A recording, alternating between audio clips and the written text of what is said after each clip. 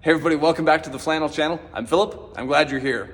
Welcome to the shop that I work at 5 days a week, sometimes 6. And we're going to do something a little bit different in this episode. We are going to be taking out one of our old original in-floor hoists, and we're going to be installing a brand new rotary lift. So why don't you come along with us? I'll show you how we do it. Yeah, a lot of you know already, but I am an automotive mechanic, and the shop that I work at, we have 5 stalls. And so each one of the guys, we kind of take turns, sometimes having to share hoists and things like that. This is actually the oldest hoist in the entire building. And before the addition was put on a long time ago, there was actually only a couple of hoists. But you have to make the most of the space that you have available to you. And our shop owner, who you may see in the background once in a while, but he's kind of camera shy. So Bret made a decision. We're going to get rid of the old hoist that is here, and we're actually going to install the new hoist kind of at an angle right there above ground. That's because these 2 stalls have to share one door. And so, you know, a lot of it's about accessibility and things like that. The one that we're installing, like I told you, it's a 10,000 pound rotary unit. Pretty awesome. And Bret decided to go with asymmetrical arms. And basically what that means is that the front arms are going to be shorter than the back arms, and that allows the posts of the hoist to be set a little bit further forward. So yeah, we're going to begin with taking this old piece out, and for now the ram is just going to stay there in the floor. We're just going to drive over the top of it, clean around it for now. But we'll begin with marking out where we want our posts to be. The electrical is already very close, so we shouldn't really have to mess with that too much. And the best part of this is that we should be able to do this job ourselves over the weekend and not have to stop production at all. And that way the guys can keep rolling, and we won't slow down the rest of the work that's supposed to be happening.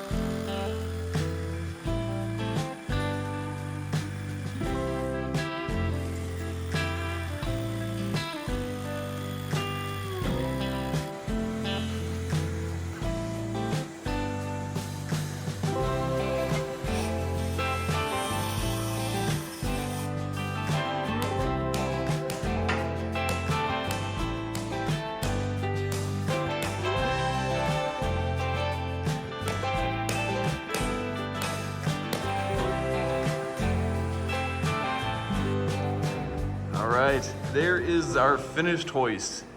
It is so exciting to see it's all wired up.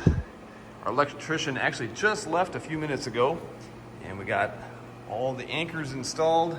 Our electrician was so kind, he actually added an outlet for us and tied that in with the entire circuit. Smart electrician, he even labeled which breaker it is on our box. So very, very cool. It's going to be really nice to be able to utilize a little bit more of the space, and we can do transmission work and exhaust work and things like that on this hoist. So yeah, we didn't include every single step in the entire process. The instructions come with these hoists, and comes with everything that you need. But yeah, exciting stuff. We're still filling up our oil, and you have to go through a bleed process and things like that to get all the air out of the rams and stuff like that. So we'll finish that up probably Monday once we start getting some cars going on it. But I love that it's got extra extensions and different shapes, pads and things like that. Really, really slick setup. And probably my favorite part of this entire thing is this new design of arm. And I think that's a really, really low profile. There it goes. That's awesome. That's really low. Love it. Now, we're gonna be finding a cap for that, and we'll plug this up so that's not a problem anymore. It won't fill up with water and oil.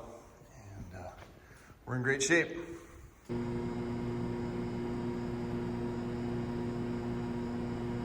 And just a disclaimer, I'm not paid by Rotary, Hoist, or anything like that to make a video like this. We paid what everybody else pays for these hoists. I'm just showing you what happens in our shop, and I just think it's exciting. It's pretty cool stuff, and I can't wait to put this thing to work. So thanks for following along on this episode, and thank you for watching. Thank you for sharing and liking and commenting. That all helps push our videos out further, and it makes the channel grow. And I couldn't do what I do without you guys. Thank you so much. So, hey, remember, if you want to check out some Peace and Grease apparel, we have that over at flannelphillip.com. And we're always coming up with new designs for truckers and for hot rodders. And it's not like anybody else is selling right now. So if you want something unique, go check out flannelphillip.com and get yourself some Peace and Grease merch over there. So, hey, you guys are awesome. Thanks so much for coming along, everybody. I'll see you next weekend. Peace and Grease.